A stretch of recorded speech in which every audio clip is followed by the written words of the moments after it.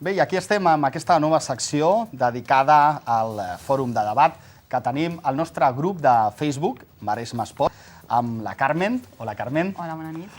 Què ens ha deparat aquesta setmana? Quins comentaris han generat el grup de Facebook? Sí. A la pregunta de l'inversió en l'esport a la comarca del Maresme, si hauria de provenir de l'administració pública o d'entitats privades, doncs n'hi ha una controvèrsia d'opinions.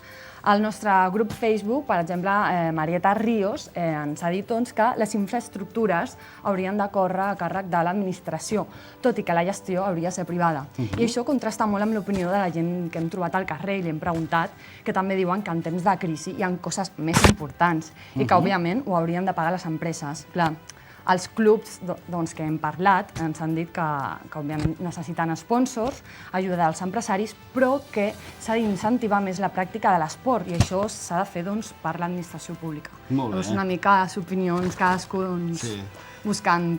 Ja tenim un bon nombre de seguidors al nostre grup que poden, diguéssim, afegir-se a aquesta corrent d'opinió que generem a través d'aquest nou espai de Facebook, Facebook Esport, li hem denominat, i ja tenim preparada la següent pregunta. Sí, la següent pregunta per aquesta setmana és que si creieu que els esports minoritaris són a causa de la poca manca de recolzament per part dels mitjans de comunicació o d'empreses, esports com per exemple ara el handball, el hoquei o l'atletisme.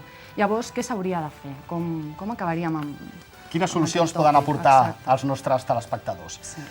Carmen, esperem l'opinió dels nostres telespectadors, de la gent que segueix totes les setmanes el nostre Maresme Esport, i t'esperem la setmana que ve perquè ens vinguis una mica a comentar el que han comentat, diguéssim, tots els seguidors del nostre programa. Gràcies i fins a la setmana que ve, Carmen. Vinga, adéu.